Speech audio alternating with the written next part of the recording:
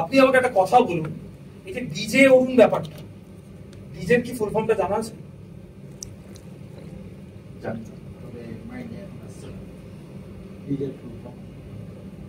বা ডিজে যে এই ডিজে হতে গেলে কি যোগ্যতা লাগে এটা জানা আছে?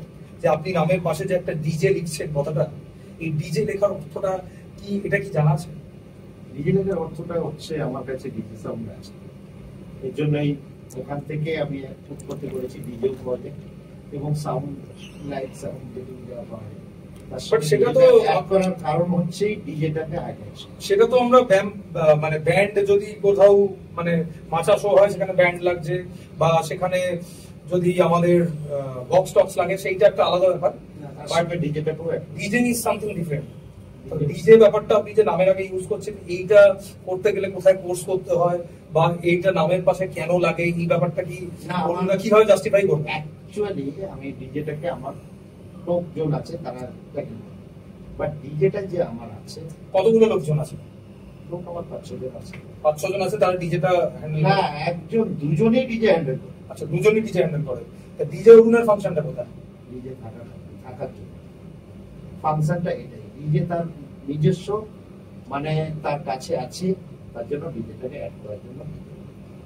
এই জন্যই ডিজে অরুণ, মানে ডিস্কো জকি বলে একটা কিছু টার্ম হয়, যেটা আমরা জানি যে ডিস্কে যারা ডিস্কোর মানে সাউন্ড ফাউন্ড যারা মিক্সিং রিঅ্যারেঞ্জমেন্ট এগুলো করে তাদেরকে ডিজে বলে, বা তাদের জন্য একটা মানে প্রশিক্ষণ থাকে বা একটা টেনিয়ার থাকে, তাদের লার্নিং প্রসেস থাকে।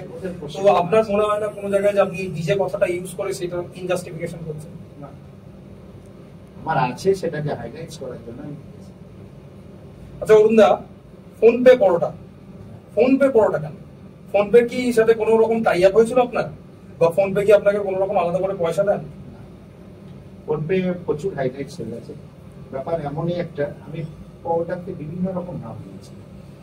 নাম দেওয়ার পরে দেখছি যখন পরপর নাম দিয়ে রামধলাই পরোটাও দিয়ে দিয়েছি, রামধলাই পরোটাও চলছে।